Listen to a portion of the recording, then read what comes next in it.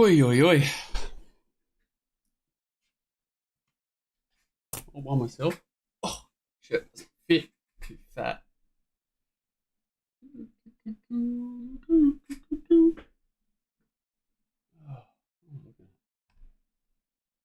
Go away, go away. Any files. Randwick. Talking to myself. Anyone alive?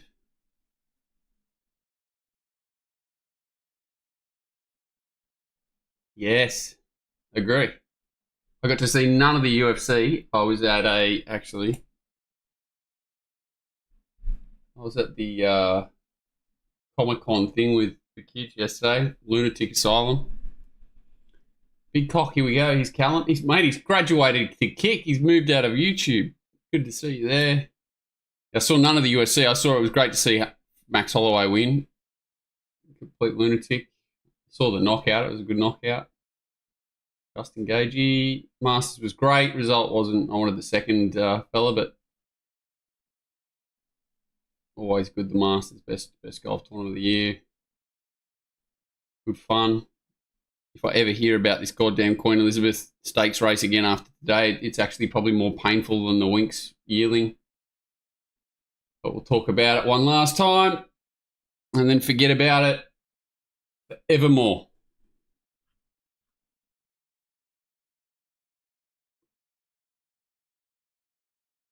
Why not? Why not? You don't have to join Spider. There's nothing to win, mate. I could start doing the wheel here. We could start doing the wheel and betting at Narrow Dogs. I don't know why I've got the Narrow Dogs up, but we could start. We could just cruise across to Narrow Dogs. I probably bet on the Masters more than I bet on any tournament. I don't bet on much in golf anymore. I used to.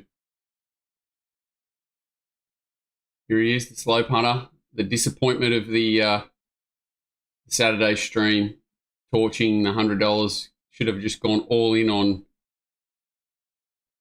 Pride of Jenny. Mate, you have to be there. Yeah, that's right. The track, we'll talk about the track. It raced pretty fairly, I think. Inside, probably hard inside was a bit tough. Difficult to lead on the fence and win. Nothing really led all the way except for the great mare, Pride of Jenny. The last race, they sort of controlled the tempo and Wee Nessie camped right behind them. Panic sort of race near the speed. It was probably a pretty fair surface. They put up a 4. They put up a 5 early, upgraded to a 4. That was probably pretty close to right. The shoot raced faster than the circle, and the track was somewhere between a 4 and a 5, most likely. But just skip past race 8. Yeah, I'll talk about it because it's worth talking about. But I'll give you my opinion on it. Everyone can have their say. That's what racing's all about, right? I think everyone's just gone a bit psycho with it all, talking about horses that poor rides and who should have done what and whether Winx would have won. It's crazy things. I'm like, who cares? Like, wow, who cares? And the worst part about this race is probably none of these horses are going to be seen again until the spring anyway. So who cares? Yeah, I wouldn't say there was too much difference between the track. It raced a bit quicker than last week, but it was amazing how quick it raced last week. Considering we had no rain, I was nearly having a heart attack when someone told me they were going to irrigate the track.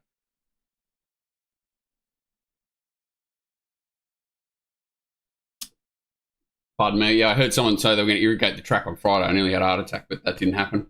Someone was just dreaming me up. All right, we'll get into it. First race was the Fernhill. G'day, mate. Give all subs a free month after last week. I gave all your subs. Yeah, Saturday was a tough day.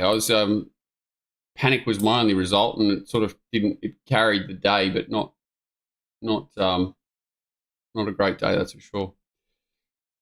But the Fernhill Stakes, which I guess the interesting horse in this race is Broadsiding. I don't know if El Costello will back up into the size of the Champagne this week, but I assume it will because it's Anthony Cummings.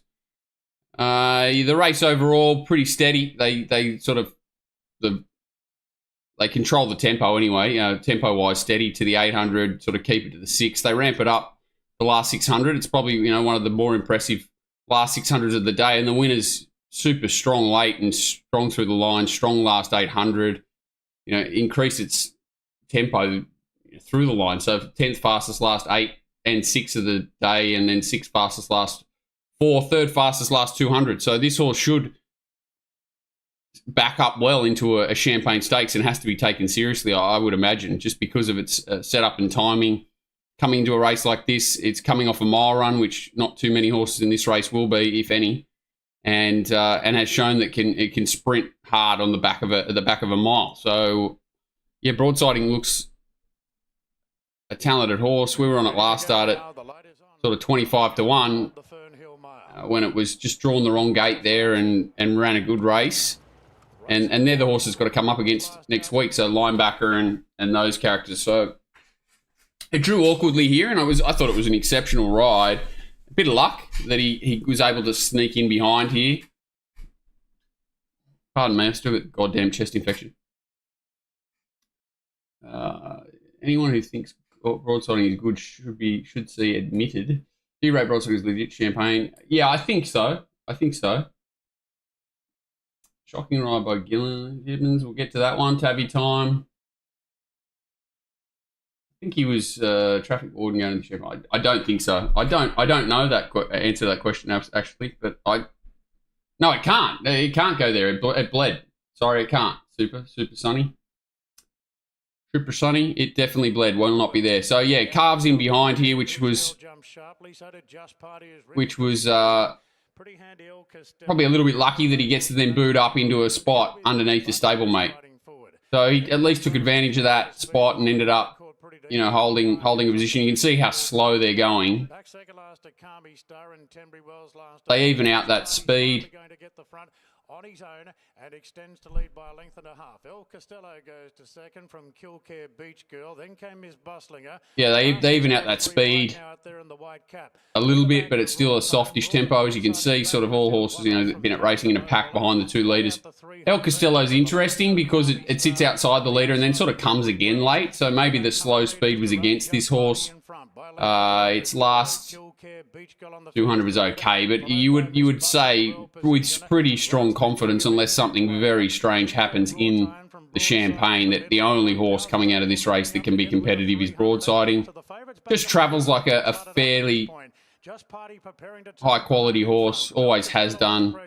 Hasn't had a lot of luck in all its runs. This start, it definitely had things to suit. Apart from the slow tempo, it's had to close off it, but it's certainly got the best turn of foot in the race. So, in the end of the day, you say it probably didn't hurt it too much.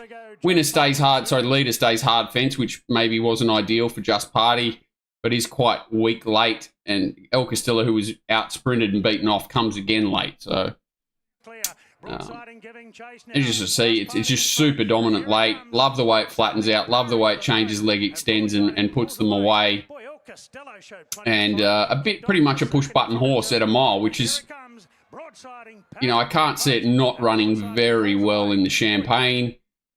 Is this a high class race? Only because of the winner, is probably what I'd say. The second horse is interesting, but I think he probably needs further than a mile. Probably needs 2,000 or even, further in time. Just looks a real one pace type. I don't know what it's by. What's it by?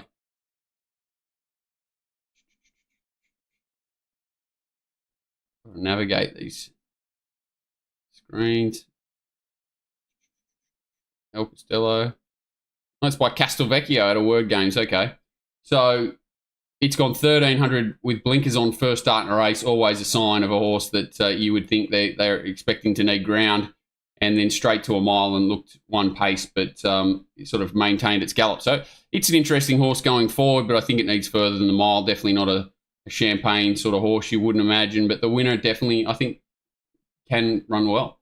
Damage is 8K down to 10th, and there's only 8 noms. Yeah, it's crazy, isn't it? It often happens. It often happens. Still trying to press the confirm button. Yeah, far out, Hilly. I remember that. Yeah, I don't think there was too many surprises there. Thought on Rasp's run. Rasp sat wide, didn't it?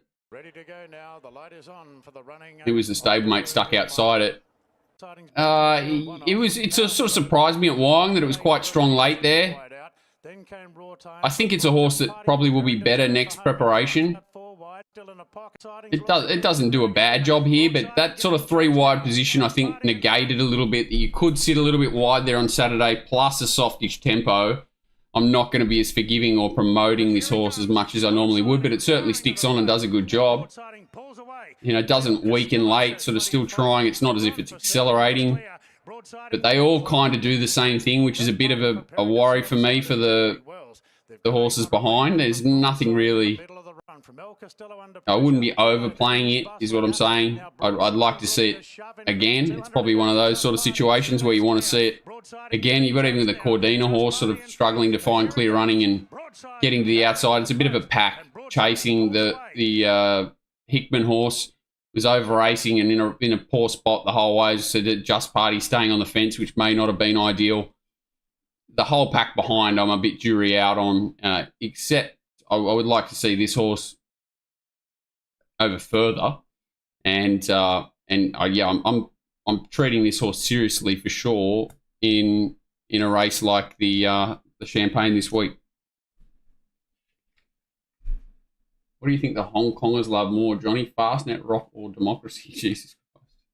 Mate, I just love trialling up some Fastnet Rocks and selling it to them. They were in love with what's that Fast Sire, the one that Raphael goes on about all the time. They love Deep Fields. They love a lot of things, the Chinese punters. All right, South Pacific Classic. This is a really interesting race. This race will feed quite a bit of form going into Brisbane. I don't think there were too many outstanding runs. I was with Port Lockroy, was concerned what they'd do from the draw. I was hoping they'd sort of roll forward. They did the opposite to that. Maybe in hindsight, you know what, to win the race, it was probably the wrong thing. But to have a horse going forward, you know, maybe it was the right thing. So this horse is a pretty good horse, I think, Port Lockroy. I'm not sure what sort of race it'll end up in. I assume it ends up in Brisbane in a decent race. Well, how far that is over and what race it is probably, you know, probably put the thinking cap on to work that out. But yeah, I think he's a horse that can certainly be competitive up in Brisbane in decent races for sure. The winner's a really progressive horse. Certainly, I think it had its chance here. Razors is probably close to his peak coming into this race. Butch Cassidy, just a horse for mine. There was a couple of interesting runs back in the pack. Certainly, Mr. Kipchoge hitting the line really strongly late, as was Robrick, who had a bit of interference as well. So I'll have a good look at this race. I think even He-Man and Cadavar are worth having a look at. Fusaichi Pegasus, I suppose. American Pharaoh is a leading sire. American Pharaoh's been, it was, well, when you can sort of compare it to Justify, it's made a bit of a laughing stock. Justify is certainly the first one from America in a long time that looks like it's going to be red hot sire out here. I'm not a big breeding person, but it's hard to not take notice of what the Justifiers are doing and how strong they look and adaptable. They look like they're pretty quick and they can run a trip. So yeah, there's not many more boxes to tick, is there? Let's have a look at this race. Tempo-wise, really steady here. They basically control the speed to the 8. They do pick it up between the 8 and the 6 and then drop it off the last 6 a touch. So if anything, that sprint's extended, which, you know, usually gives horses sort of midfield and beyond a little bit more of a chance to get into the race, but also is a little bit more taxing. But first thing is Port Lockroy here, out wide, just dragged back. We're ready to go. Racing now. Hollywood Hero, 100%. Let me write it down so I don't forget.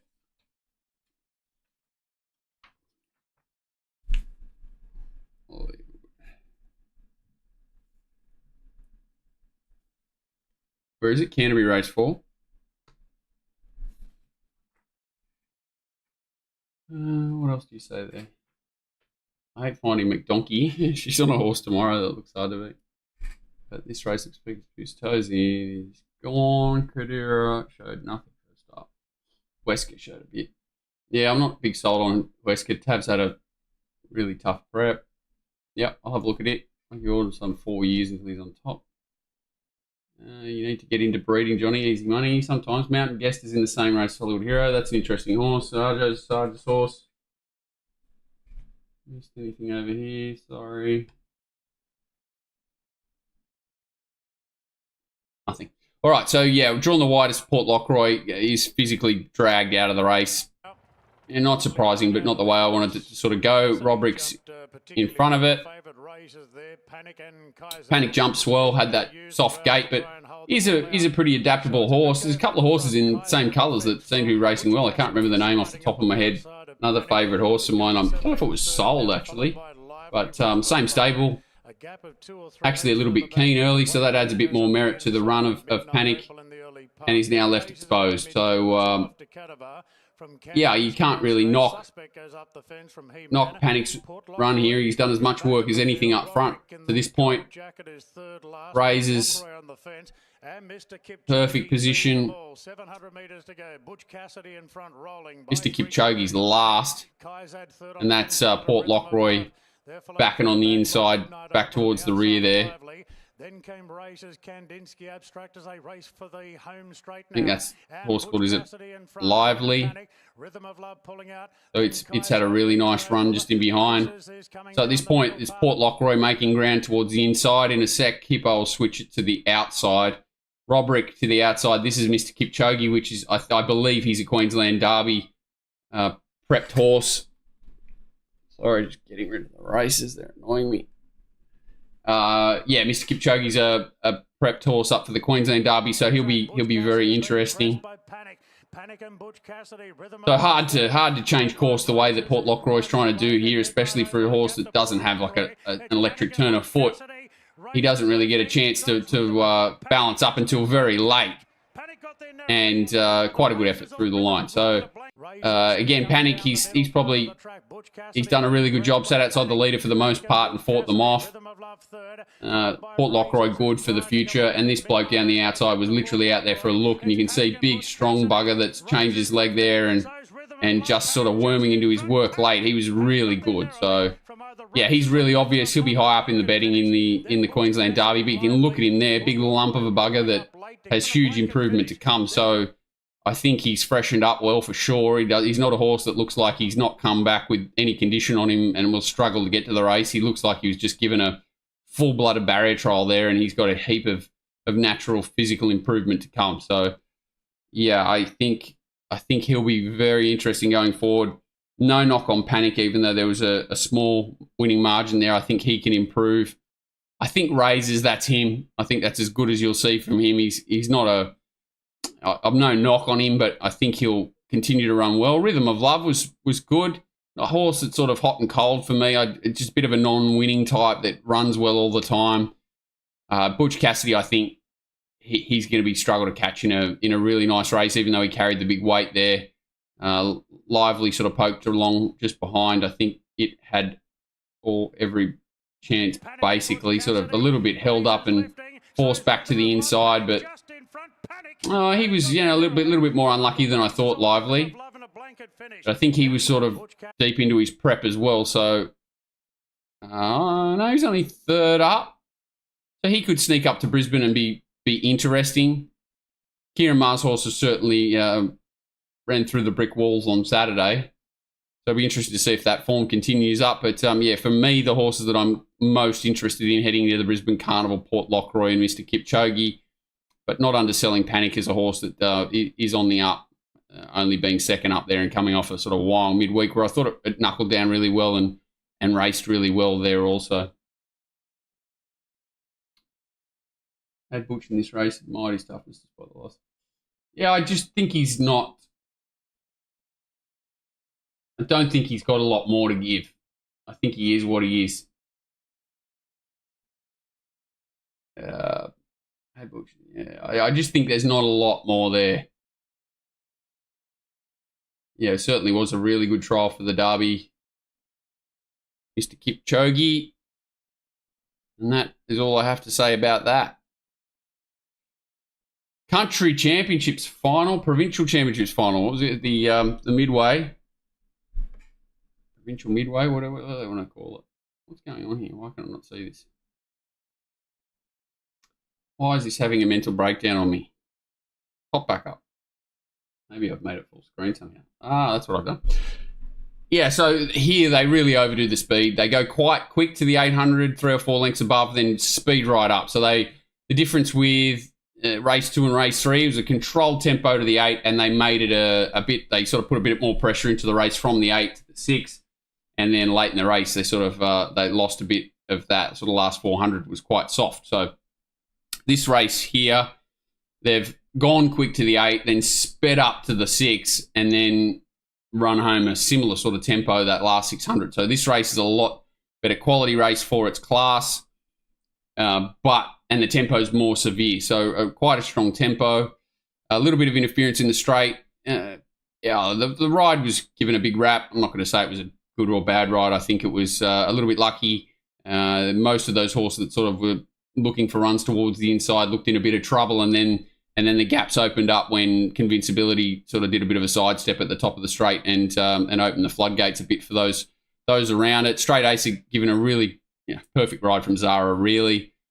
A huge talking point here for me, and I cannot believe that it hasn't been picked up more. I don't really want to throw them under the bus too heavily. I don't even know if I wrote anything, but stewards, let's have a look.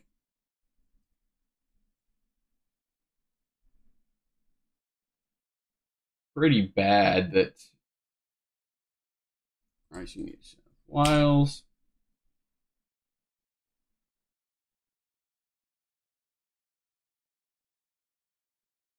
So this is just the stewards report from Saturday.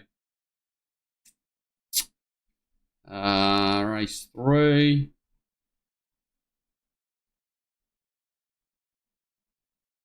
Here it is here. Shadows of Love. Trainer Kim Moore pled guilty to a breach in that she failed to obtain the permission of stewards to race Shadows of Love in heart bar plates in which the mare was presented to race, after taking into consideration all things $750 fine. So for those people who don't know what heart bars are, they're not like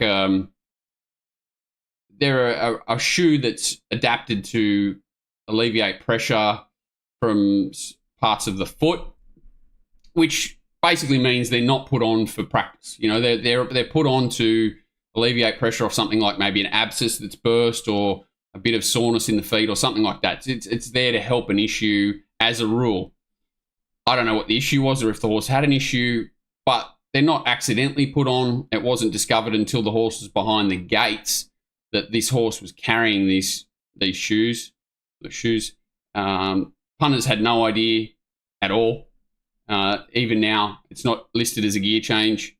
And then the horse has gone around as a $7 chance, or $12 chance in what's a pretty big race, high turnover, people betting up, and they had no idea. So, and she only gets a $750 fine. I heard that they thought about changing the shoes behind the gates, and then elected to go this way. Pretty bad, I think.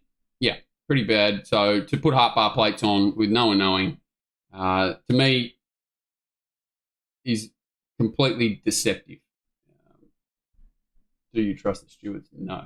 What are you saying over here, mate? Had this at the fastest time of the day. Yeah, it was. Can you see South Africa?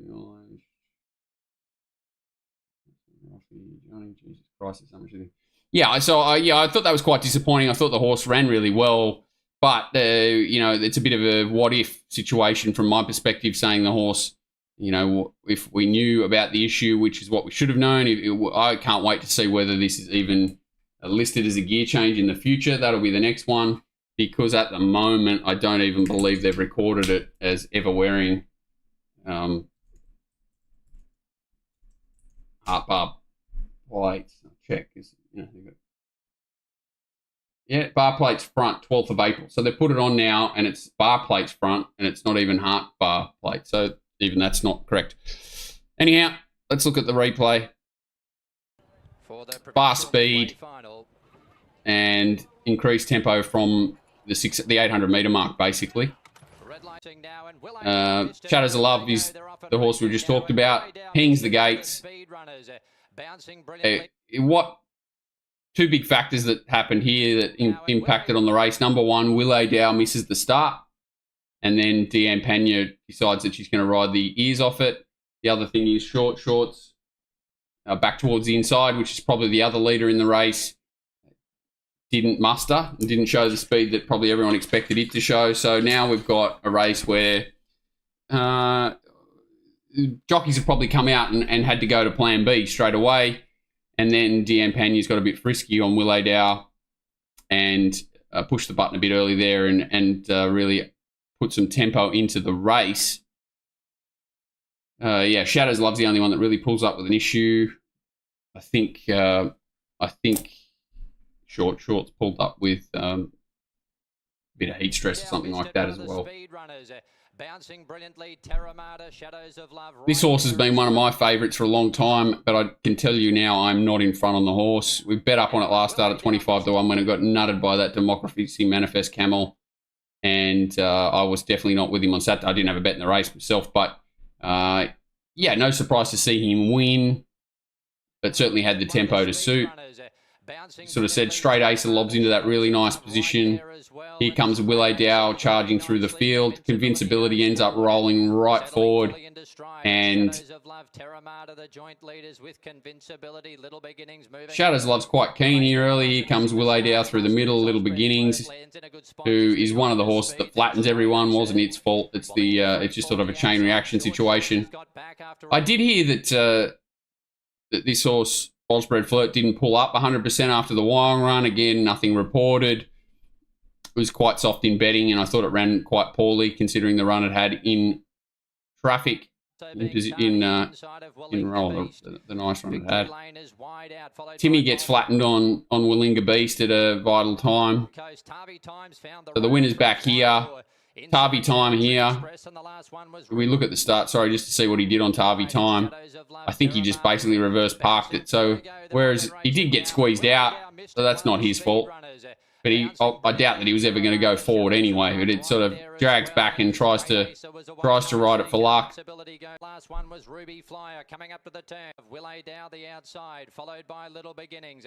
Then Terramata. So this is why I love Zara as a rider. He's very good at telling sort of the tempo and when to cuddle his horse and what to do with it. I thought he made all the right decisions to just allow his horse to flow. I thought he was a great ride in the race. So here's where Convincibility shits itself basically when Shadows of Love comes up the inside of it and goes left and smashes everything open, which allows Straight Acer and Territory Express to come through. The horses that tried to get off the inside and find their way to the outside are the ones who cop the backwash and get smashed. And that's about it. So here we go. Bang. Willow Dow over it. We're into Little Beginnings, into Osbred Flirt, into Willinga Beast. And Territory Express just travelling like far and away deserved winner, but certainly had things go his way when they needed to. Straight Acer continues to improve this prep. I think he's heading up to the Archer up at Rockhampton. He should run really well there. I think everyone was kind of the same line of thinking here that, Territory Express was probably the best horse in the race, absolutely flying. That Democracy Manifest form looks really good. Was always going to find a negative spot, and whether, he had the luck and had the tempo to suit, he was always going to run really well. But I think, everything went probably as well as it could have there. But deserving winner. Straight Ace, as I said, sort of been improving. Arguably the run of the race, given the way that the race was run and being up on a fast tempo and quite keen early and battled on quite well. Shadows of Love. Again, really great effort. Willinga Beast was a bit of a forgive, but all these horses had pace to suit and found nice spots. Tarvi Time was, I thought, a little bit plain still, given the run that it sort of got through and the tempo, all of that sort of stuff. So, yeah. Will be an emotional win. Not a lot between all of them. Ruby Fly was a sneaky good run down the outside there. It's probably a horse that won't get handicapped too harshly compared to a lot of these. I'm not sure what its benchmark is at the moment, but it's a horse that could sort of show up in not a strong class race and run well straight away off the back of this. Whereas the most will get handicapped to the bejesus.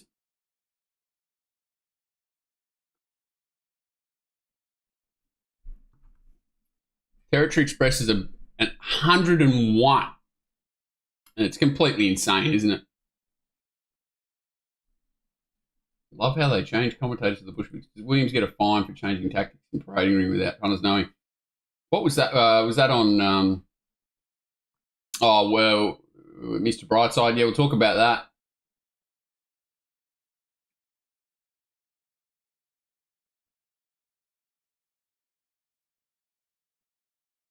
Yeah, I think there definitely was a sacrificial lamb out there in convincibility, for sure.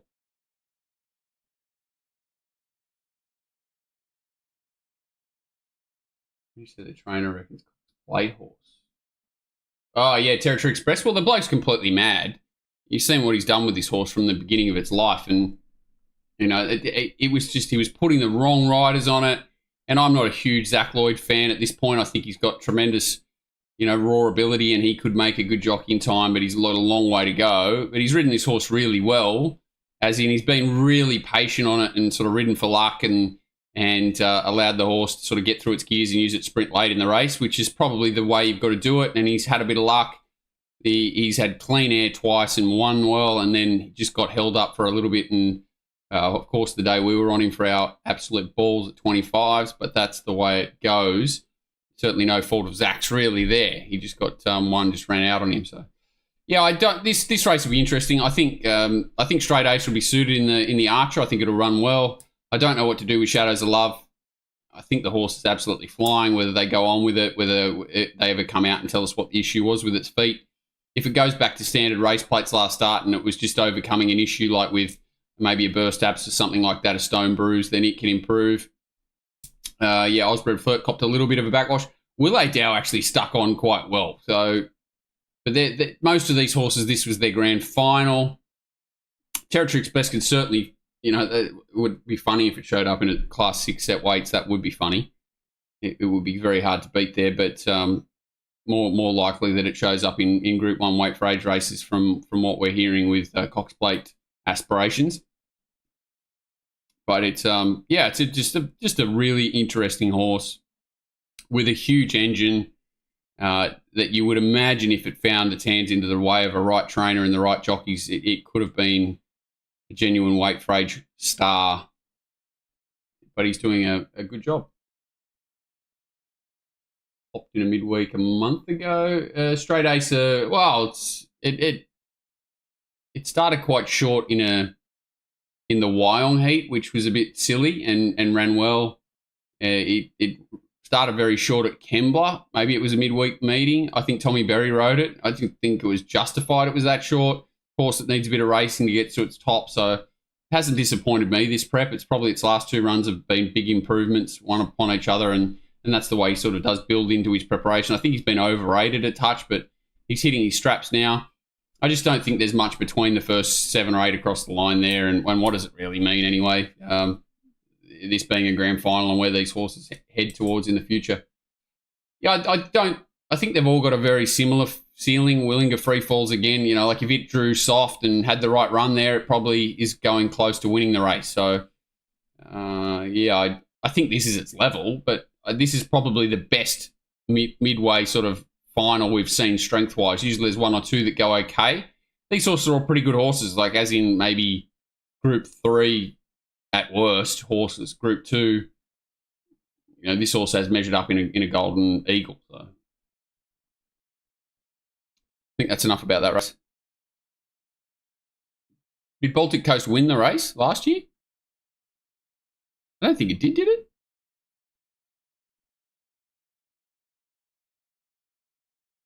No. It won an Eagle Farm, benchmark 75. Must be a different horse. I can't remember who won the race, but it wasn't Baltic Coast. All right, Keith Mackay.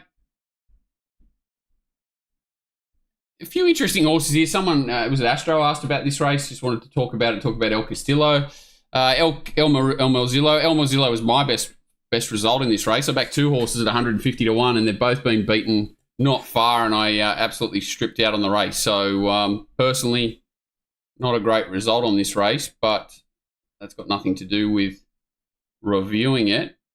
They were both great runs. If you want to go back and watch a horse destroyed, just watch what CJ Graham's done on this Elmozillo at basically every start. You could make a case that the horse should be unbeaten, and it's run second, first, ninth, third, and what did it run here? 4th or 5th? 5th, did it? No. Where did it run?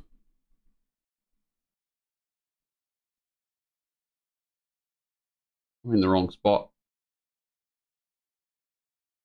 Runs 4th here.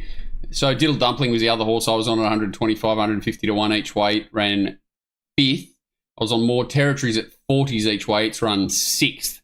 And I think Diddle Dumpling had its chance. The other two, you could make a good case. I think should have finished a lot closer. So I think this is going to be fairly strong form. Fly, unfortunately, pulled up with an issue after this and was taken to Randwick Equine. I think it had an issue with its right front or something.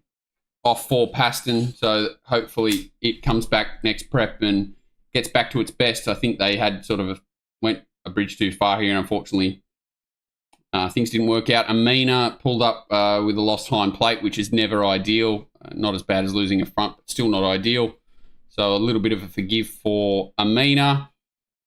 Tempo-wise, pretty soft, so pretty relaxed to the 8. They slow down even further to the 6 and then come home, above standard. So overall, pretty average sort of race, I'd say, quality-wise, and the tempo slightly below average. So a little bit lenient for those that close from the back. Percy, Sykes.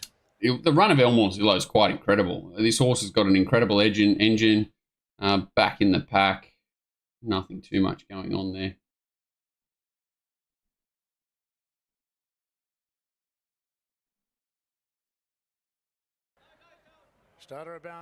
I don't know if this horse can get to a race like the JJ Atkins, because it's had such a 4 hard runs already. It raced in the English race down here. I can't imagine it can get to a JJ Atkins and win. If it can, it's an absolute freak. So it's in the orange with the purple hat. I think I'm colourblind, but I'm going to call it orange and purple.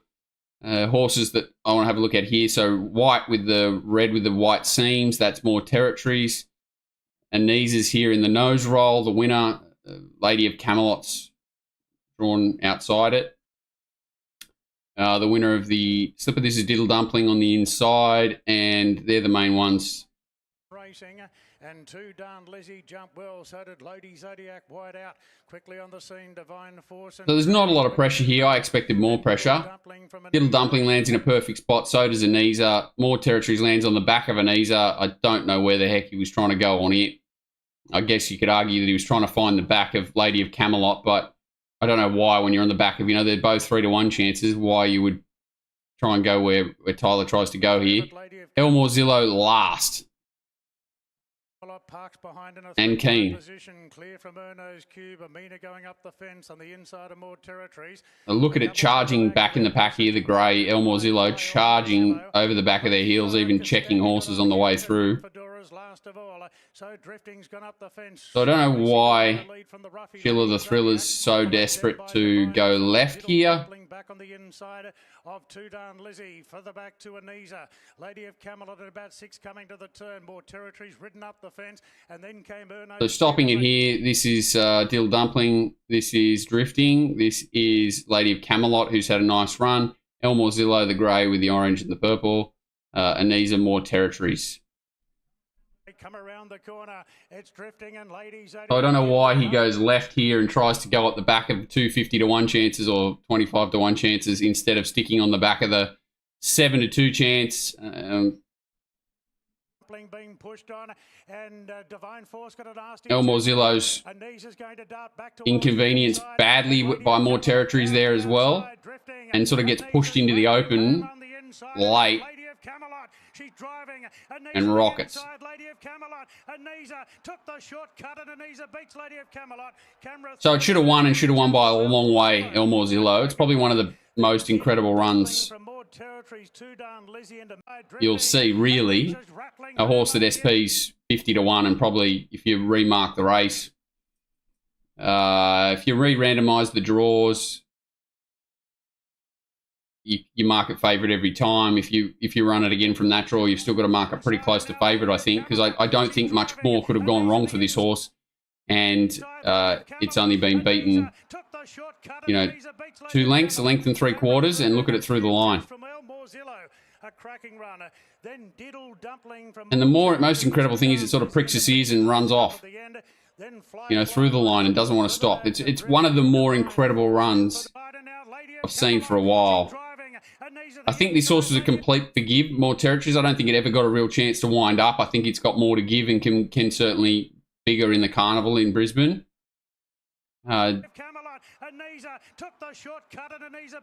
Still dumpling every possible in 4th or 5th position there, wherever it's run, 6th.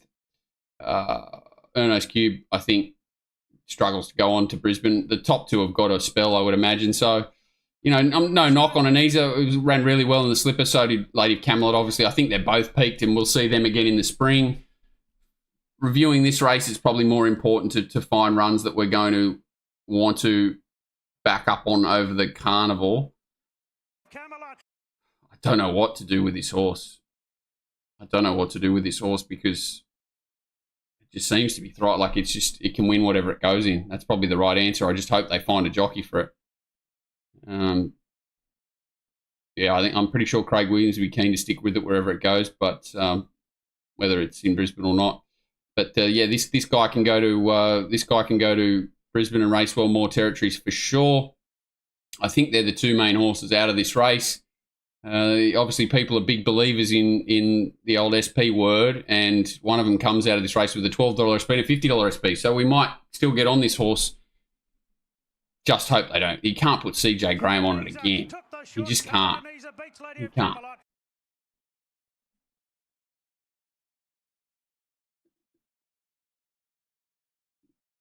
And Easer is going J-Jack, and Moody said they're pushing on. That's completely insane. J.J. Atkins is not for when, till when?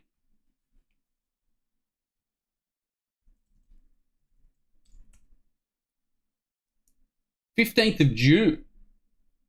So what's the month now? April. That seems insane. Anyway. Like to do on Lizzie in a soft leaders race. Yeah, 2 Done Lizzie actually surprised me there, so I'm happy you mentioned that. It's a horse that can certainly go to an easier race, and I thought it stuck on quite well for sure. So a race where it can dictate. 2 Done Lizzie's ready to win. I agree with that. That set said that. Yeah, I agree with that.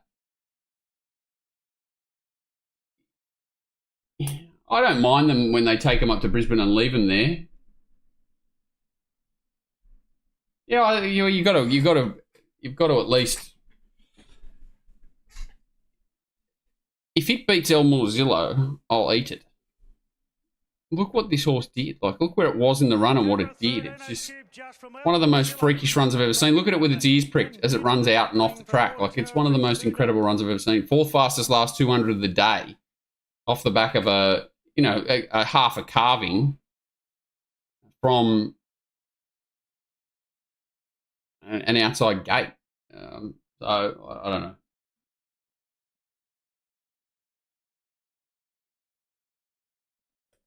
Anyway, Elmore Zillow is the scary horse out of that race. Don't know what to do with it. And I think More Territories has significant upside that we didn't get to see there.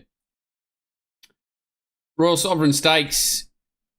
Osmosis was highly disappointing here. Paraded a little bit fat. Anyone who was watching the stream, I was like, geez, it looks well, like a little bit fat. And raced that way. No issue pulling up, but it was very disappointing. I know it's had a bit of a crook prep. I wonder whether they just put him away now or they race on because maybe he got away from them. But either way, he certainly had the run to do much more than what he did. They do go a little bit fast, sort of 3-4 lengths above, come home 3 lengths below, slightly above average time overall. The winner paraded really forward, which I was again surprised about, but it sort of brought about, end up having something on it to still lose on the race personally, but limited the damage. Just when you see one of Waller's parade a little bit more forward, you know that there's something up usually, and this horse certainly paraded very close to the mark and raced that way. Hedged, ran well. Libertad continues to sort of mix its form. Bit of a hot and cold horse. Corniche raced well. Arkansas Kid, yes. I think Schwartz is a little bit overrated, but I'll have a better look at its run here. And obviously Gate 1 was not completely ideal. Osmosis, certainly the horse that was disappointing here. Even if you don't have a huge opinion of him, he was disappointing for mine. I don't know why Gage chose to put the Novelist Instructor and Red Resistance in the same race. I don't really see the point, but they probably carved each other up as little as they could. Osmosis lands in the box seat, perfect. Libertad lobs in a really nice spot. Arkansas Kid lobs in that spot. This is Schwartz. Jolie Star tracks through. Really good ride from Jamie Carr. Thought it was a really great ride. Corniche back towards the end.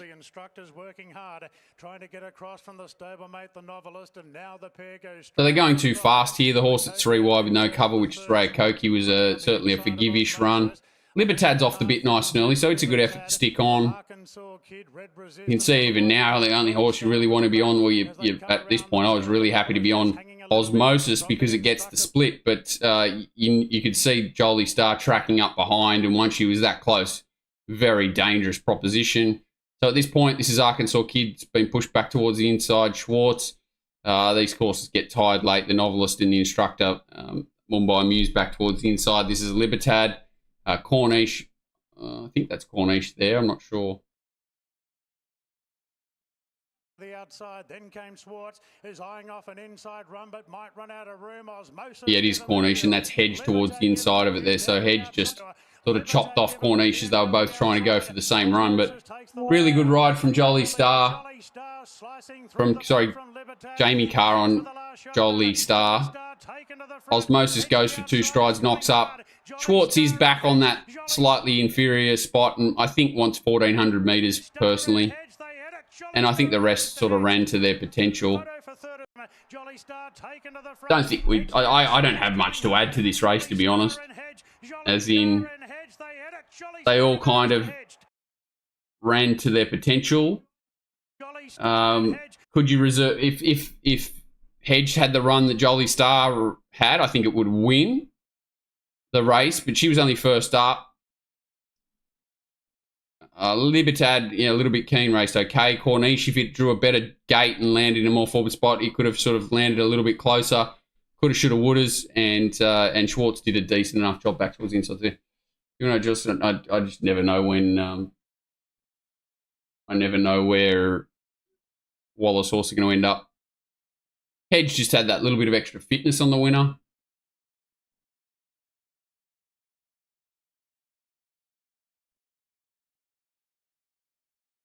I think it's going to, I'm not sure where it's going to. I got asked something about Libertad today, but I can't remember. Yeah, the 54.5 is why J-Mac didn't ride Jolie Star. It also only trialled 5 days out. So I'm pretty sure J-Mac's trialled it and gone, yeah, no, this horse is ready. But at this by that stage, he's locked in and had no real chance to make a decision. I would say that it was a 12th hour decision to run in the race, and then the 54.5 on top is the killer.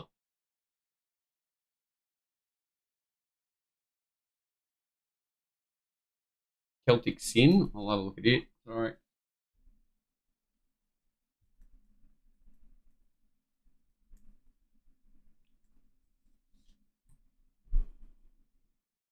We still think I was most shots best with a sit despite the race Saturday. Well, it hasn't had a chance to take a sit before, so we don't know what it's done. But that was just poor. That was definitely not the horse at its best. Whether it was fat and knocked up, very strange. If that's the case, maybe it's had a little setback that we're not aware of, and the horse got away from them. If it runs again this prep, I'd say that's the case. Otherwise, they might just reset the horse completely and and look to target in the spring. Jolly Star would suit a Stradbroke. It would suit a Stradbroke. ATC Oaks, absolute joke. Speed here, probably to be expected. Kestrel was disappointing and he's going for a spell. Zardozi looked the winner and Autumn Angel just got over the top of it. So strongest horse late won. Clearly the strongest horse last 200 metres of the race, and off the back of the slow tempo, first and second horses both very strong last 800 metres. So yeah, very interesting. I thought Vaselina was a little bit disappointing. It's a horse I thought would run better, and it turns out the horse, like, it ran a fast 800 to the 200 and then got tired late. So whereas I thought staying might be its best chance, it doesn't look like it stays, which is interesting. So back in distance for Vaselina for me. Back in distance, back in grade. Fast forward this a fair bit, so not much happens here. Orchestral half misses it, but then lands a really good spot. Nothing happens. So they look like they're strung out a bit, but they're walking. So every horse basically gets its chance, considering the winner's back here and Zardozi's behind it. So Autumn Angel, Zardozi, Orchestral here, and they run 1, 2, 3. Quintessa runs 4th. Judah Levita runs 5th. And Vaselina, who's back here, runs 6th. So even though they've had full control, the horses up on speed obviously lacked a bit of the class. I thought they did the right thing with on the leader, tried to pinch a break and just couldn't sustain it. Just the class.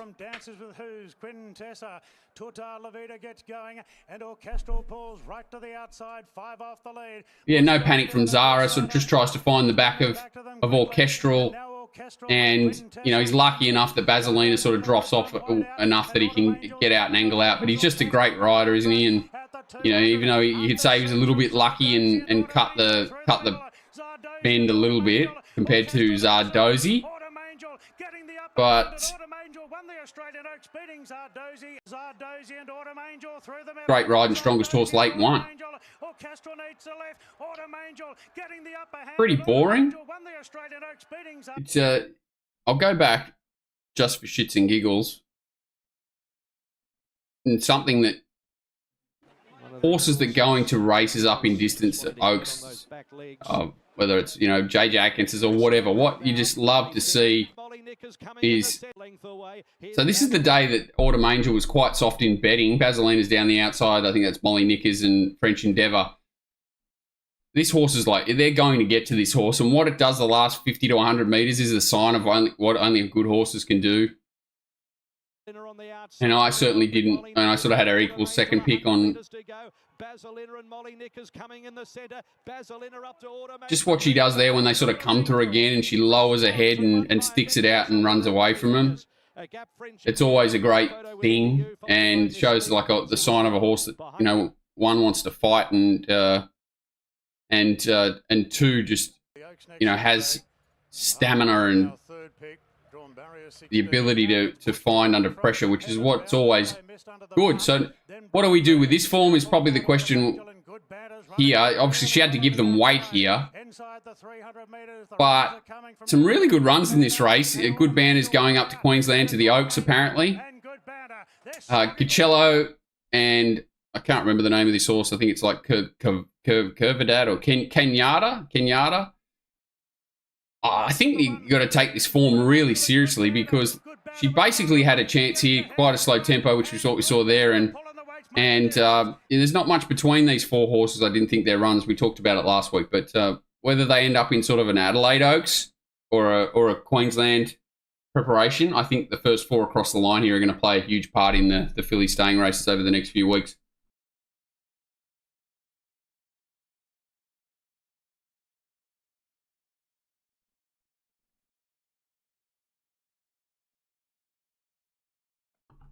So Moody's gone full Johnny Rambo. He's going Queensland Derby with Autumn Angel and JJ Atkins with the Nisa. Wow, he's got his head up, nose roll to keep her head down. Yeah, she's got a massive stride. Great horse. Jamie Carr as a star. She's definitely made a believer of me recently. Jamie Carr.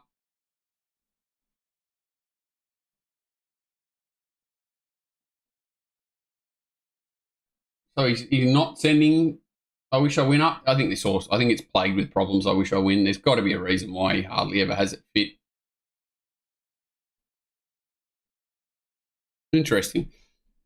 So, yeah, from the Oaks, I don't know what they'll do with Zardozi. They'll probably put her away. She's done a job this prep. She won a Group 2, a couple of Group 1 placings. I'm sure they'll have sort of Caulfield Cup aspirations with her. Interesting that he's going to push on with Autumn Angel. Don't really see the point, but Peter Moody's got a lot more idea about training racehorses than I ever will. And hasn't had taxing runs all prep, so, you know, I can't say that she wouldn't have more left in the tank. She's been in sort of leisurely run races or evenly to slowly run races, ridden back in the field and allowed to finish off every time. So, you know, so would Zardozi if they wanted to push on with her. Yeah, I couldn't disagree that they made a mistake not sending Zardozi to the Oaks. I think Zardozi was always a step behind fitness-wise. I think she was sort of underdone and sort of rushed here. And you know, I honestly thought that Orchestra would beat them, but I thought Zardozi was just okay behind Orchestra last time. And then again here, she's shown that she's like not clearly, you know, a dominant force. There's not much between these three horses, but then you've got horses like Good Banter and those horses that, even though Autumn Angel gave them weight last time, they've got huge upside. So, yeah, these fillies are pretty good. And what you've got to love about fillies from sick punter perspective like us is that fillies hang around, mares hang around. So these horses should be there in the spring. They should be there in the autumn next time around. You know, the only time we're going to lose these horses is if they have an issue of when they go to stud. So I love it when we see a bunch of 3-year-old fillies that look really quite talented. Yeah, Two de la Vita's obviously just shown again that she's that 2 or 3 lengths below that same standard, but she can go back in grade and be hard to beat in something. I think Vaselina can go back in ground and can run well in something. Yeah, Good Banter will be hard to beat in the Oaks up there for sure. But Coachello and Kenyatta are serious players as well. Yeah, there's a lot of 2-year-olds that I think have been burnt to death this time in, which is a shame. Yeah, that was the Tableau of the Day Orchestra, wasn't it?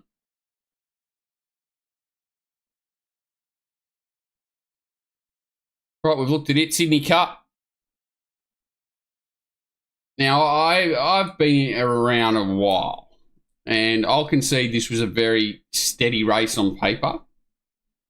But I don't think I've ever seen a horse with form like this go to a Sydney Cup. Or it is a progressive stayers sort of race. It's not as if it's a Melbourne Cup where you get, you know, super high quality horses that target the race from a long way out in comparison to the Melbourne Cup. So you do get horses that are progressive are in the betting more so than a Melbourne Cup, which is sort of more of an established race. Well, more a race of established form. So this guy was interesting. I think I chucked him in the horses to follow with my website a few weeks ago saying very hard to beat in a similar 2,000 metre race the day that Collett gave it a sore back behind Wymark and never really gave it any winning chance, and it ran well there. Then it went into the slow run, whatever the heck that race was called last start, on the heavy track, and you went, well, yeah, it was a good win, but it was off a slow tempo. Now it's going to a Sydney Cup and it only drops 1.5 kilos. There's this Andrea Atenzi fella who's just rolled over here. And then you're watching it halfway around and you're laughing to yourself saying, geez, these bush turkeys are really messed up bringing this fella over to ride this horse. And, yeah, the field looms up to it and then it just pisses off the last 100 metres like, you know, it's got fresh legs. So I cannot really explain this performance. There's maybe 2 options. One, the horse is an out-and-out freak and can win the Melbourne Cup. 2, it's the lowest race in the history of the world. Or 3, you put the tin hat up and say that was just too good to be true, and it's inexplainable. It's unexplainable. It's an X-Files job that will never be explained, because not many horses can sit this 3-4 wide working. Basically has no cover the whole way, has a little bit of cover here, but ends up working up outside them, slides up, 800 metres out. You're just waiting for it to hit the brick wall over and again. You can see here it's even keen in the run. This is it here, sort of number 12. So now it's got no cover, never gets cover for the rest of the race. You can see him, he doesn't know what to do. He's half trying to reverse park it here to find a bum, never happens. So then he cruises forward. And you can see they're not going slow. So in a spot here now, he's trying to roll forward and find a spot. That doesn't work. Tim kicks up on Serpentine and keeps him out. So he's used the horse up at various stages of the race. The horse has used itself up at various stages of the race. And somehow it still manages to be, even though it's like 4th up off a really light preparation, slow run races where they've only sprinted home soft, and it's turned into He-Man, the greatest, the captain of the universe, and run away from him. I can't explain it. Too good if anyone else can. I agree that this race lacked any sort of depth to the form and to horses that really wanted to run the distance. There were a few one-paced horses like Salino and Marde, mostly Cloudy, that that run 3,200.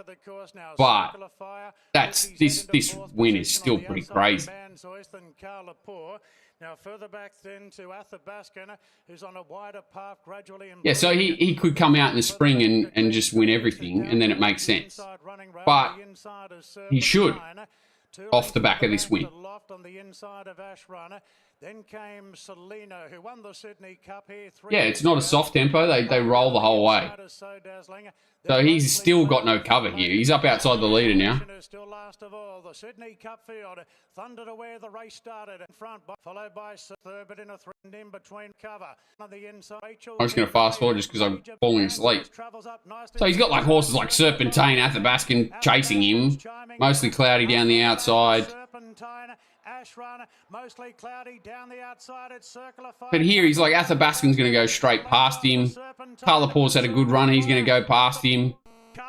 Running on the inside, but Circle of Fire with a strong kick. And here he finds just overdrive the last 100. It's quite incredible. And Circle of Fire for Andre Adzeni takes out the Sydney Cup. Won it by 2.5. Yeah, reviewing it, I'll just say the winners could be Farlap. I don't know what to say.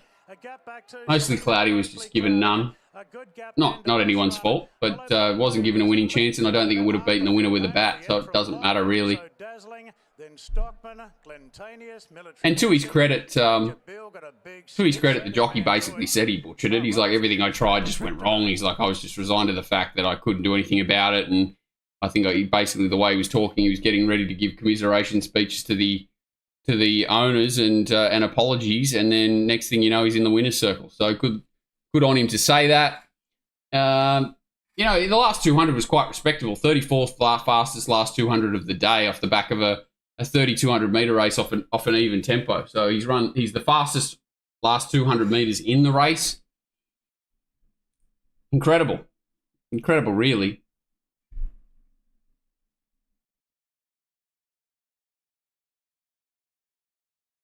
Yep, beat the Tancred winner.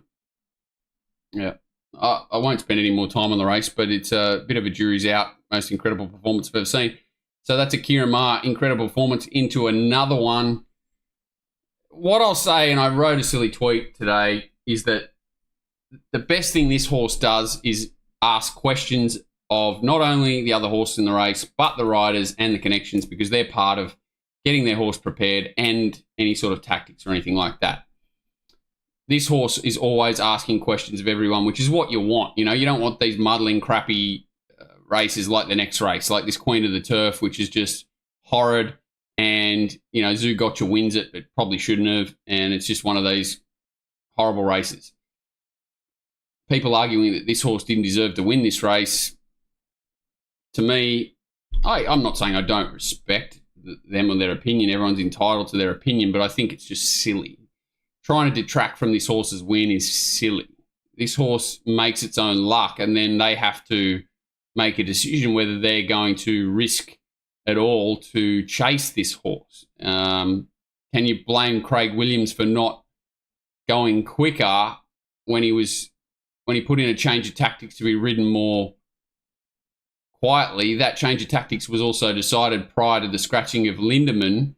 He does come out and say, you know, he talked to connections about holding a more forward position, and that's probably just because he's done his homework, and I can't knock him for that. He doesn't pressure the horse to race more forward in the start, which is what we'll see. He burnt his horse at both ends in the trying to chase the winner last time, and that was to his own detriment. Should someone else have been there to take it up and race more forward, you'd have to say yes, because anyone like James McDonald coming out saying, oh, it's an embarrassment, you know, the race looked that way on paper. There was no chaser once Lindemann came out, so how is anyone surprised? They should have had a game plan to counteract it, which none of them did. So to me, that comes back to the winner, who has completely bolted on the jockey, and he had no control over anything. Everyone's saying great ride. Well, I'm not knocking the ride. I'm just saying he was a passenger, and the horse has done all the work. So, yeah, that's my opinion of the horse, that the Pride of Jenny creates excitement in its races due to its unusual pattern. I've never seen a horse that can back up over and again off the back of preparation ending runs the way this horse can. It paraded like it was first up. It was parading like it was playful and on the toe and quite fresh. It looked good. I don't know what the heck Kieran Maher does to this horse, but he must have a magic hyperbaric ice chamber down at Bong Bong or whatever that he sends this horse to, because she's incredible. And, you know, it was exciting to watch as a punter. I didn't back it. It got out to a bit of a silly price late. There's no doubt about that. And, you know, in hindsight, 2020 hindsight, pretty stupid not to make the horse quite a good winner here, because once Lindemann came out, who was going to take them up? And so he's a little bit positive on Mr. Brightside for sure early, which, you know, again goes against the change of tactics. But I think that was smart from Willow. What's incredible is this horse here doesn't even get any horse go near it or pressure it. I agree, racing needed Jenny. About 4 or 5 lengths in front, Mr. Brightside went forward from the outside, and he's happy to sit in a long slipstream of Pride of Jenny. She's already off and gone at the 1,400 metres. She opens up by 8 lengths. Mr. Brightside wants to sit back and conserve his energy in second. 3 lengths away, Plaster Carousel. King Charles is his main priority. That's interesting. I think they'll run in the Cox Plate, surely. Then the lone 3-year-old Chaya Wolf. Via Sustina, the short price favourite, is third last from Buckaroo, and Cascadian, impossibly his last day of racing. It's just the most, like, what do you do when you stop the race here? It's not as if they're bunched and they're pulling. Maybe they are. I can't tell. I'm not a jockey riding this race, so I wouldn't have a clue. But what are you supposed to do? Get on your bike and start scrubbing the ears off your horse to chase this horse that's running 11 and a halves, or I don't know. Like, basically what they're saying is that the jockeys have mistimed, that they've just gone too slow. Say she's running 11 and a halves, they should have been running 12s. And that would have ended up having them in a position that was, you know, 5-6 lengths closer at this point. Yeah, I don't know. All I know is this horse is a freak. Because she's going 20 lengths above standard. And she somehow keeps going. Well, she's gone 17 lengths above. So if you say she's 17 lengths above, I don't know where the 600 metre pole is here. It's hard to tell. So somewhere around here. I don't even measure that. But they're nearly at the 800 and she's at the 6. Well, I think the 800 is back here, but they're 100 metres behind. So what's that, 15 seconds?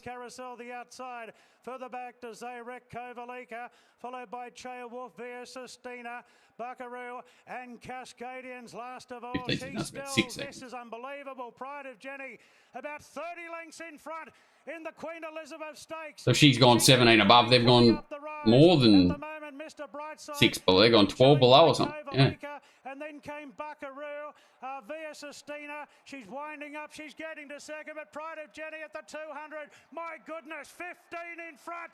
Declan Bates goes for the whip, riding a ride out. There's no need. This is a demolition job. Pride of Jenny in the Queen Elizabeth Stakes. My, oh my. Via Sistina second. Mr. Brightside third. Cascade. I don't know. Fourth. She's winding up. She's getting to second, but Pride of Jenny. I don't know. She's going to continue to do this. 15 in front. She's going to continue to put the cat amongst the pigeons, and then they've got to come up with a game plan to try and beat her. You know, when you had horses like Deny Knowledge, who's another lunatic, putting the pressure on her, and, you know, everything makes sense now, really. Her form's been really good. There's been no fluke about any of it. Via Sistina went really well. Mr. Brightside, okay. You know, he's battled on well. Cascadian, well. Everything's basically run to its form. Place to Carousel's probably the disappointing horse in the race. Kovalika probably ran a little bit better than I expected it to, but the slow tempo probably helped it. Well, the slow tempo that it was in, obviously a very fast tempo.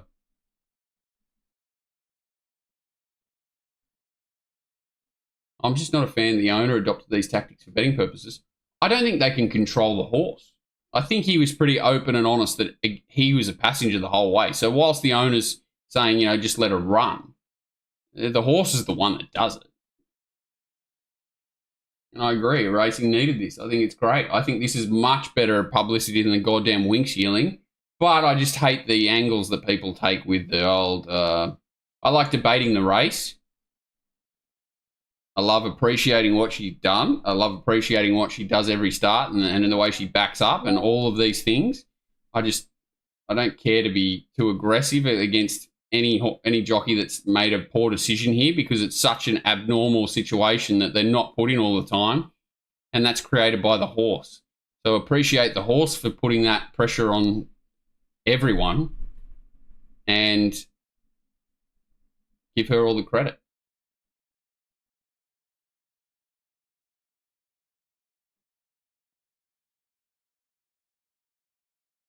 Yeah, she didn't run crazy fast time, but it all goes, you know, Wallace just... Yeah, well, okay, well, why didn't you come up with a plan, Chris, to neutralise it? I don't know why Lindemann was scratched. Obviously, it was the one that was likely to be closest to it in the run, but, you know, would it have run second? Maybe. I don't know if it would have changed the result.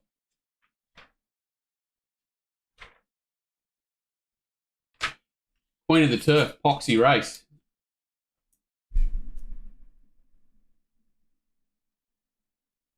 Well, mate, he's allowed to have, as long as you disclose everything, he's allowed to, you know, that's what people pay. Some of these trainers are charging 10 grand a month.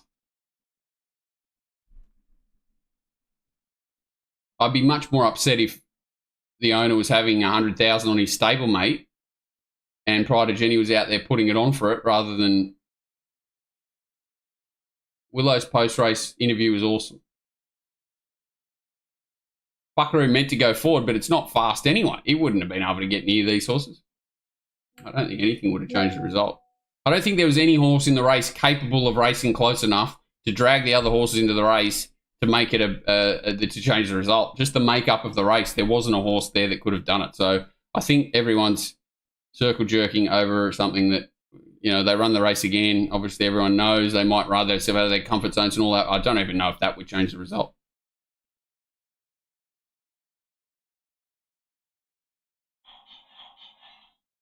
What the heck is that? All right, Queen of the Turf. Horribly slowly run race. Really average ride, I'd say, from Hippo here. I'm going to abuse Hippo and say he went too slow on Tropical Squall. Played into the hands of Zugotcha, and anyone who's on a tissue is entitled to be absolutely borderline headless, because it should have won and won easy.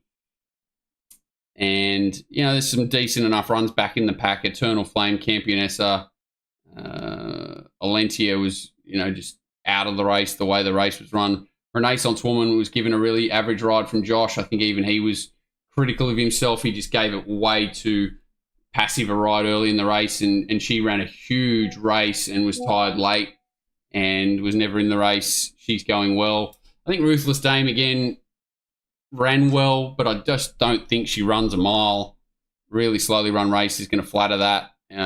Maybe she's dangerous in a Stradbroke, Ruthless Dame.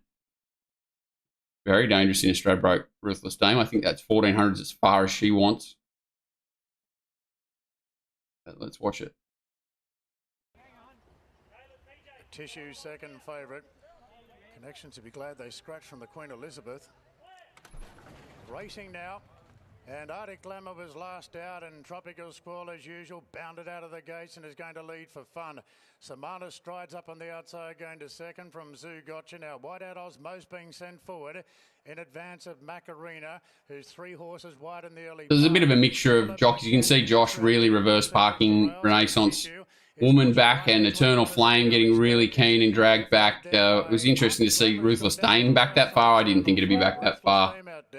Further back to Barbie's Fox, Alencia 3 wide in the. But I think these horses all were in the sweet spot. Sort of Zoo Gotcha, is that Macarena? Samana getting a little bit keen there, throwing its head. More Secrets, Campionessa. A Tissue just on the back end of, and gets held up.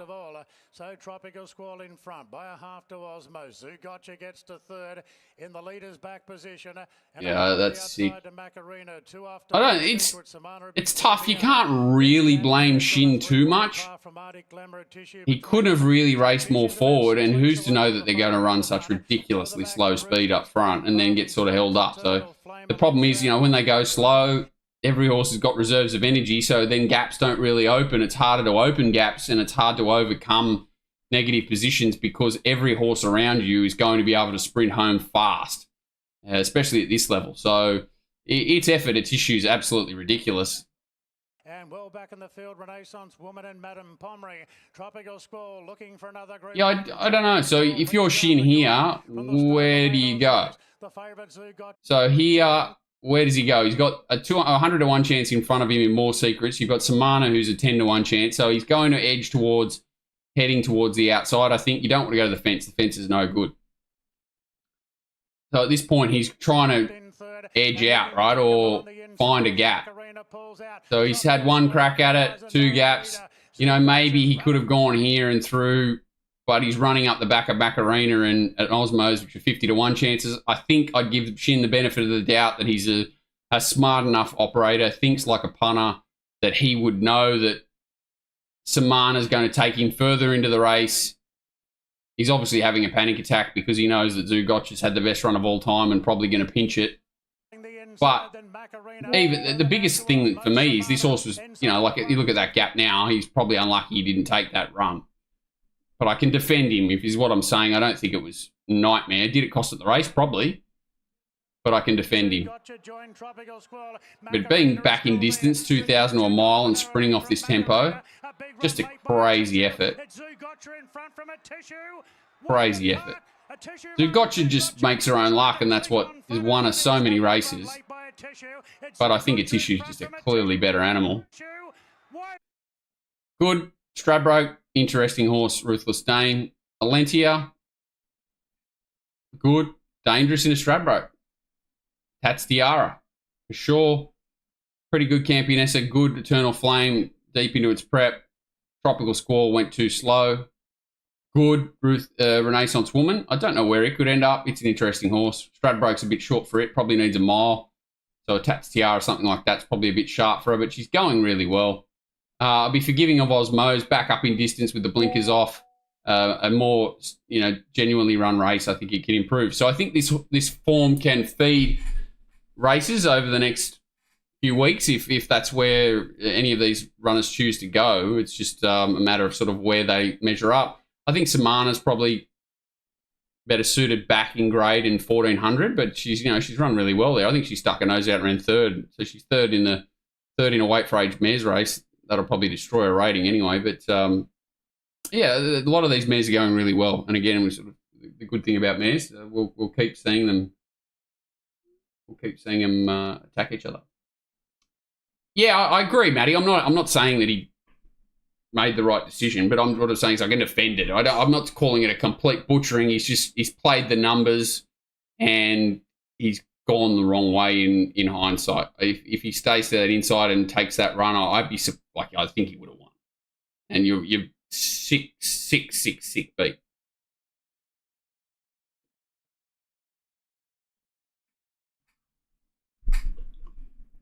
All right, that's that race. Yeah, which we all do. I got this one wrong. I thought Wee Nessie was very average the last start, and the other horses would be stronger than it here. I thought the race would be run faster than it was, but this win is quite dominant. Someone in the chat and that was mentioning Ballroom Bella, it improved it a lot. Sat outside the leader and ran quite well. Miss Hellfire just a little bit tardy and sort of faced a little bit too big a task, but ran really well.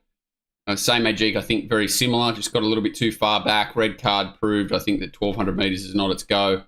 Tashi, Tom Sherry said at the end of its prep, but I just pray that when it comes back, it's end of its prep and end of its association with Tom Sherry.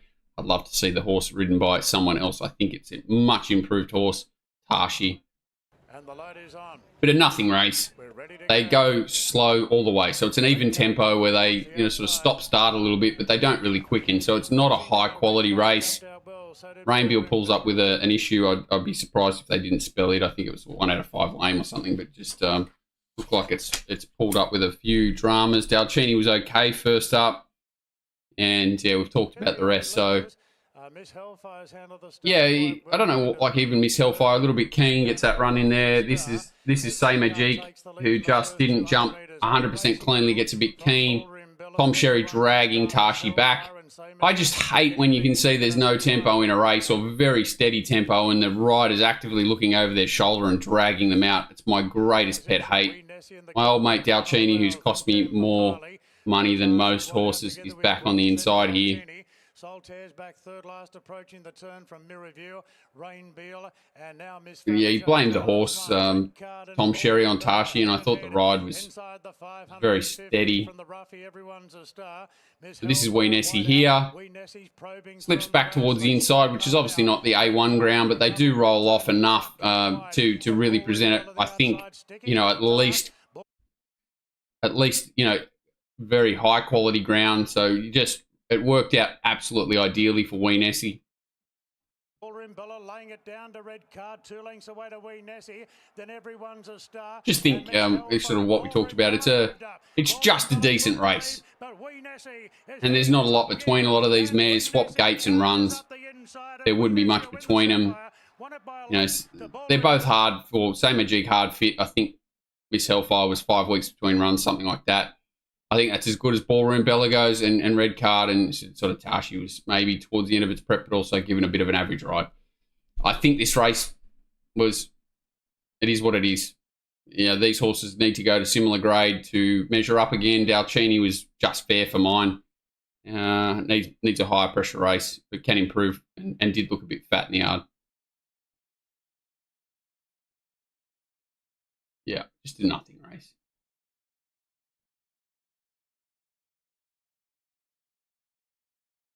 Yeah, I think Dalcini will, because we'll always get odds about it. But it's, big field, bit of added fitness. Hope they don't try and stretch it too far in distance. It can run well. All right, that's that meeting. We'll look at the races coming this week. I'll have a look at these horses first. So Hollywood Hero, so Canterbury on Wednesday, right?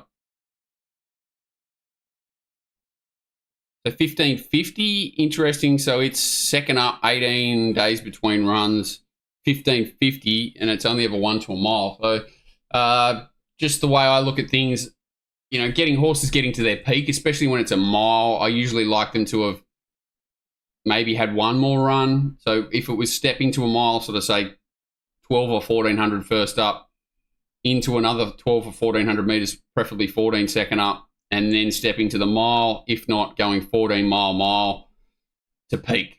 So to me, that I'm straight away a little bit concerned that it might be half a run short. It was off a normal spell, so 144 days. If it was off a shorter spell, I'd be less demanding. Had 2 trials, which was positive. Was coming off the back of a fast tempo, a little bit pace assisted. So a little bit of a worry there for me, even though it was a great run. That's just me looking at it, it's the way it's prepared for any race.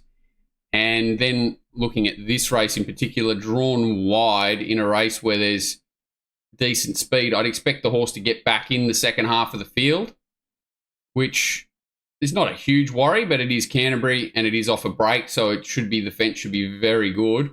Smallish field will suit it. I don't know what price it is. I'll be wary of short odds, just because I can pick a few holes in its form for sure.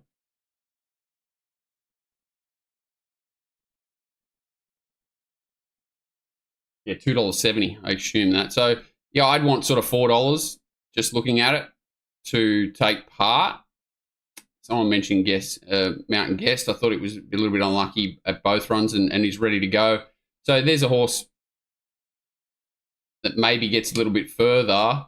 Worry 39 days between runs, maybe it's had a little bit of a setback, but it's gone 15 mile. So it's going to be fit enough to run a mile strong.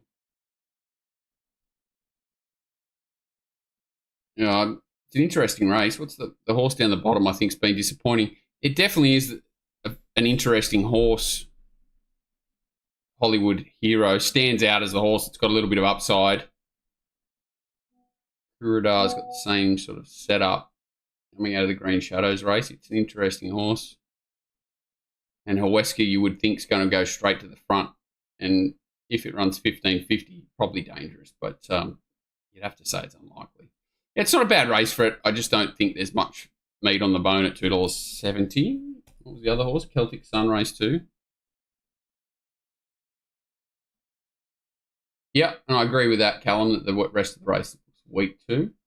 Just a little, like, you've got to overcome a bias or any sort of queries, you normally want sort of peak fitness and peak of the power's ability, like, so that you want them to be really strong for sure. And, you know, say that rail's hot and, you know, Tim gets a soft lead and sprints, because, you know, you take into account that Tim's pretty good when he rides leaders, as in if he knows if he gets control to take off a little bit earlier than most, that adds more pressure to Hollywood Hero. So it's going to have to sustain a run. Even if Huesca doesn't win the race, it's going to set up a stop-start tempo, sort of controlled takeoff from the 600-metre mark, which is going to force Hollywood Hero to put up a really strong performance, come around them. So even if it's the best horse in the race, it's going to have to put up a good performance to beat less talented horses. And it's probably vulnerable fitness-wise coming off a run where it's a little bit flattered. They're all the little things that I worry about. Holy crap, I'll have a look at this horse, but I won't look at the race just because it's a bit hard to measure up all these horses individually. From the inside flying. So what colours is it in? From the inside away. I'm assuming it's in the O'Shea colours out wide here, because it's not in the colours that are in the race book. All right, I just want to have a look. And Love and Rockets is last down the Balmoral. So that's it. Yeah, it's run 6th. From ran 10. So it's got some speed. Haven't used it. Dragged it out of the race. This is its first trial, or first trial this time in. Hard held. Never given its head. Never given its head at any stage under double wraps throughout. In a decently run race. Yep. Good. So it's gone 740-metre trial, 740-metre trial into a 1250-metre race. Interesting. Very unusual for trainers to do that. So again, jumps quite well, dragged out. And I think that's what you mentioned. This race is run at a better tempo. Champagne Queen and Dynamic Theory up the straight leg. Every hard couple of given a little bit more rain here to show what it's made of, which I don't mind. I like to see horses allowed. Yeah, like interesting horse. Interesting horse. Winners come out and won. That's at Rantan, which I think's got a good engine, good decent merit in the last 600 of the trial. So to make ground in a 740 is not easy and sort of conceals a little bit of its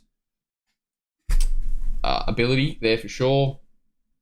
Ran the fastest 400 of the 200 metres of the day for the 740 metre trial. So, yeah, a little bit there for Celtic Sin.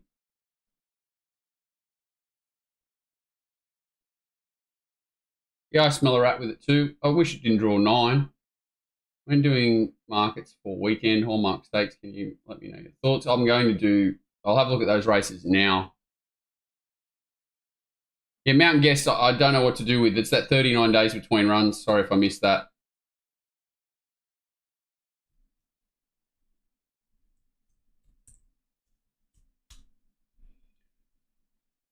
All right, let's look at these feature races. Don't look at my zero balance. I did get some doubles going into a couple of races for the weekend, so threw a horse at Armadale today. Bless it. I'm assuming it's still future. So all age stakes, Champagne Stakes, Frank Packer Plate, Hallmark Stakes, JB Carr. Okay, so this race is a race. Oh, shizer, that's annoying. So I've got Magic Time going for a result here, and they've actually drifted it, which is embarrassing. But I think Sunshine in Paris was $6 earlier in the day, $6, $7 around, now into $4.50. I thought they were the two. Abam Burumai's on a plane to Hong Kong on Sunday. It won't be running. Espiona is dangerous as always, as we know. I think this is a race that's not going to be run to suit her, though. Should be a bit of a muddling race. We know she's a bit of a nightmare. And it's a horse that I'm sort of happy to bet against. I know she was a good thing beaten in the TJ Smith, but I think this race, sort of 1,400 metres, leisurely tempo, really can suit Magic Time. I wish it had a jockey change, but apparently Michael D's coming to ride it, which is annoying. But I don't think he's ever ridden the horse well, to be honest. But he stays on it. Even the day that it won at Caulfield, he sort of gave it a sore back. I think it's the one to beat. Sunshine in Paris, if it draws a gate, mighty hard to beat. They're the two horses I'm quite keen on in the all-aged. Yeah, I think Magic Time should be close enough to favourite. It's not always a good thing beaten because it does win races, but it's a bit of a nightmare that doesn't do itself favours, and even slow run races it can really start to overdo things. So up to 1,400 metres slow run races when it can really do some funky stuff. So yeah, I think this is a good race to have a good. I just got to let Southport Tycoon off this weird preparation. I'm happy for it to beat me. It is dangerous. It's a horse that can sit close enough to a slowish tempo and run well. But I think, if you can get around that $6 market, even though that's gone there today, and, $9 Magic Time, I think it's a great price. I actually think Nash suits Espiona better than J-Mac. I think he rides the horse really well. I don't think that's the race I was looking for. Champagne Stakes, yeah, a bit embarrassing. $6 broadsiding, $6 Prost, $11 a node, Fearless, $11 in her eyes. I think Manal deserves to be dominant favourite. Linebacker gave a bit of a lesson to broadsiding 2 starts ago, and broadsiding's come out and run well. I'd probably have them closer to each other in the market, so I'd have Manal favourite and linebacker and broadsiding closer to each other, so maybe $2.50, $3.50, $4, $5 broadsiding. I think Prost is cooked. I think it should be sort of closer to double figures. A node should be closer to mid double figures, as should Fearless in her eyes. I think if I had to bet now, I'd back Manal and save on broadsiding. But we'll see what happens. I don't think there's anything too exciting. I think it'll run a mile. Weakening her last. No, I think she's been the one that's had to sustain a run from back in the field, and I think she could lead this race, or linebacker will probably lead it, or you got a node as well. They should run along. I think if it draws a gate, it'll settle 3rd or 4th in a Champagne Stakes. What races Tis Invincible in? Was it in the all age? No. I don't give it a chance. I don't think the horse is going any good. Sorry, I missed that. Spiona's primed. I don't doubt that she's not primed.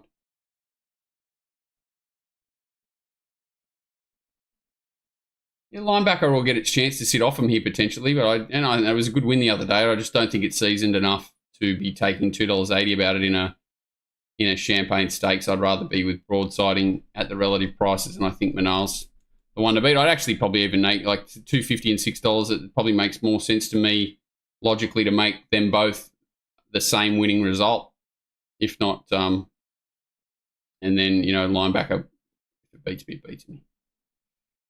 Frank Packer Plate.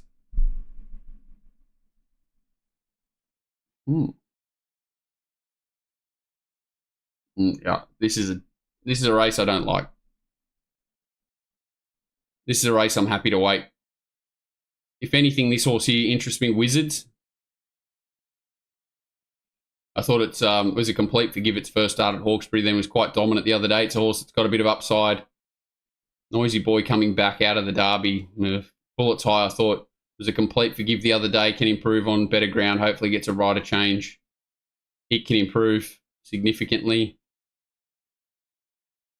I'm not sure what to do with the format of that race, that Saltcoats Townhound or whatever. I'm happy to wait and see with this race. It's not a race I'm keen to dive into early.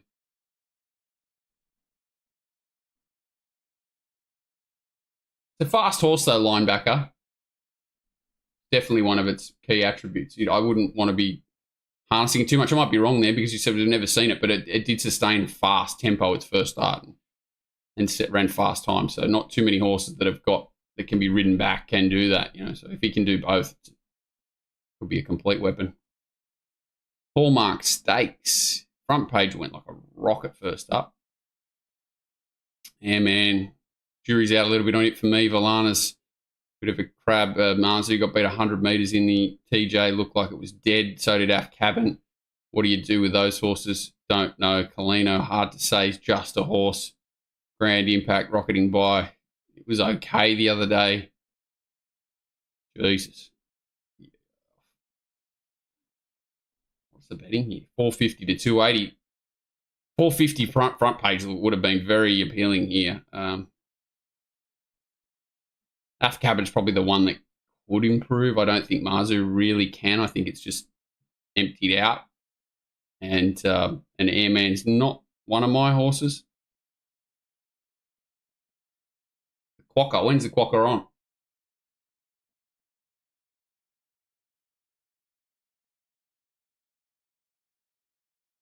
No, I appreciate what you're saying, Callum. I'm not sure. He's what, wet? Saturday?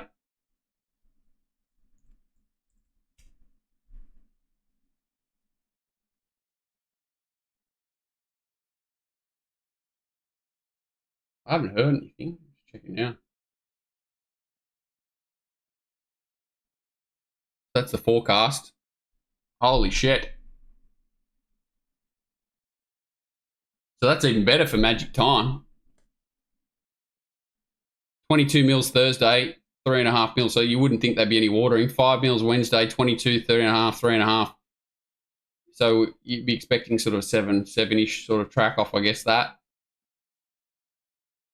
6 or 7, which is great. What is I think she's run well on it. That's a perfect track for Magic Time. The Sunshine in Paris has only ever run that, whatever that track was the other day, whether they called it a 6 or a 7. That was the first time she's run on that sort of surface. And you'd expect that's the sort of surface we're going to get again. I don't know where the rail will go to. Interesting. Amelia's the Frank Waller, Steve Lane going, did it go okay? Well, the horse that beat it went pretty good. We looked at it the other day.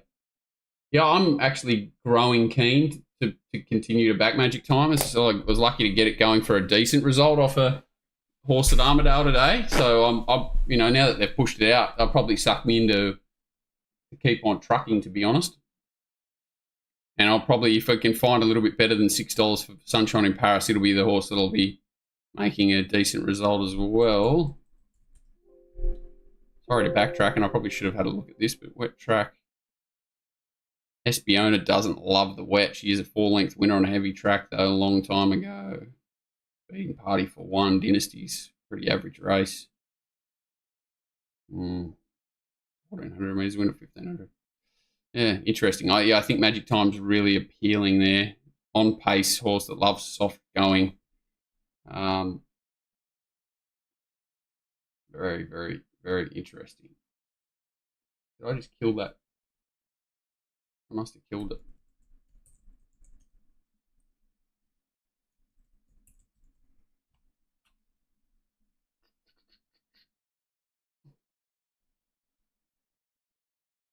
No, it was 22 mils, wasn't it?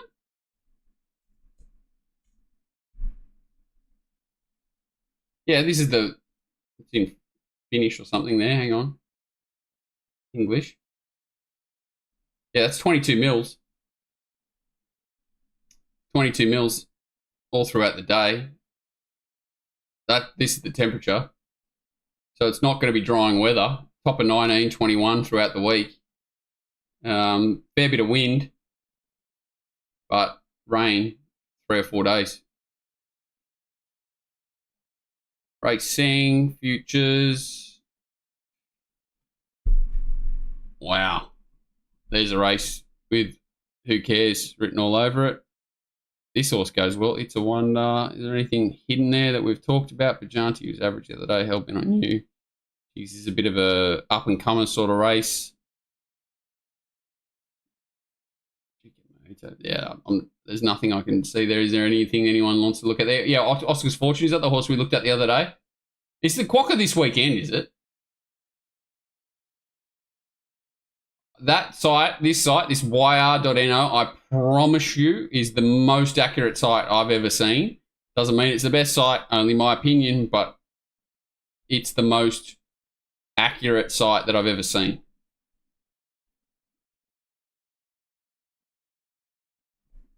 Quokka, all right. Why is there not... Oh, here.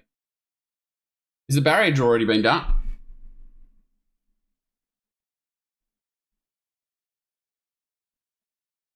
Or have they just got the field but no barrier draw? Or Mondays is the day where I I sort of do a lot in the mornings and then disappear in the afternoons. Okay, so they've got no barriers, but they've... Yeah, so Lane going to ride... Mellum's going to ride Malkovich. King of Sparta. Look at this field. Bella Nicotina is very interesting, isn't it? Oscar's Fortune. What's the betting? 550 overpass. That looks... It's not much of a horse overpass. King of Sparta. Bella Nicotina. Melia's Jewel. Huge importance on the barriers here for sure. They're going to fly. They're going to go a lot quicker than the race that Overpass won last time.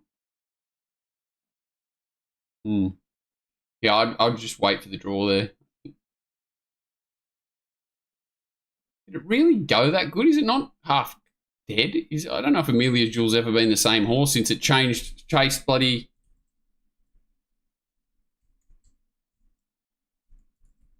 Pride of Jenny.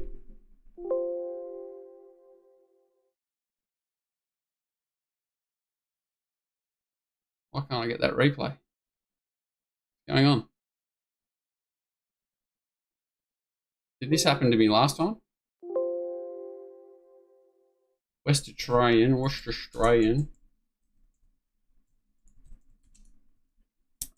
Replay.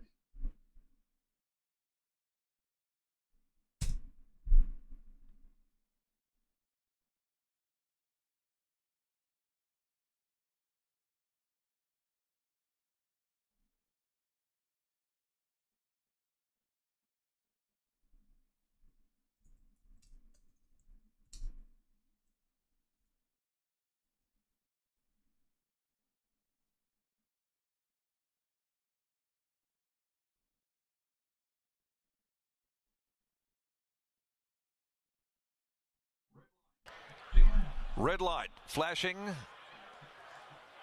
The return is due, missing it from the hill en route to the Quokka. The gates are back and they're racing and missing it from the inside. Triple Missile. Amelia's Jewel got out nicely, but they run fast time here, but they don't. They just go fast and then get faster. The lead from Oscar's Fortune and Comfort Me.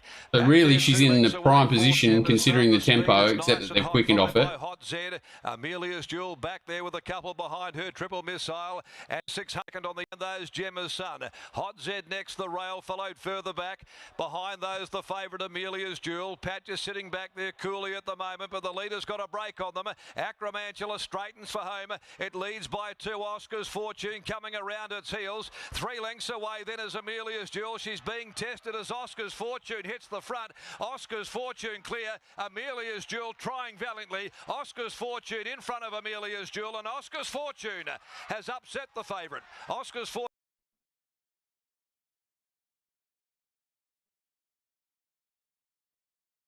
Oscar's Fortune was second up. She was first up.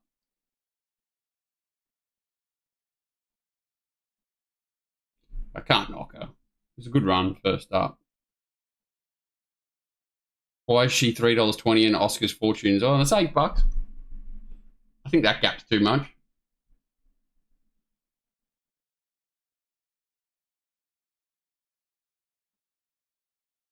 Yeah, wait and see. I've got no big opinion of that one. Before we say it, they say bad luck. They all say, but I agree with you. Yeah, it's always short. Riding the 2-rack. Tina for a heat. Tina's going to be very interesting. Anyway, the wet track would help her for sure. Yeah, it was a good pipe opener. I got no drama with that run. It definitely peaked. All right, anything else to look at before I run away?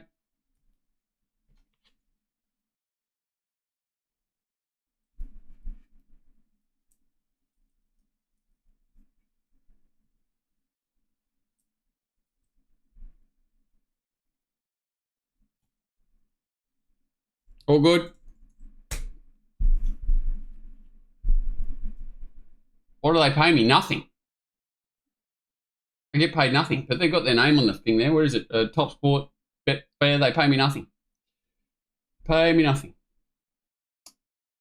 No, I just like doing these sorts of things. I learn where you guys learn, and I love it. Don't ever feel scared to, if I, don't agree or whatever, I'm not trying to be mean. I'm just my opinion. I never, everyone's entitled to their opinion. We're right, we're wrong. Racing is what it is. It's not an exact science, and we're all trying to learn off each other all the time. So, cheers, Callan. Appreciate it. I don't know where you're getting that mail from, but it's very wrong. I promise you that. Cheers, guys. See you later in the week. Appreciate you all. Have a good one. What are you prepared to lose today? For free and confidential support, call the number on the screen or visit the website.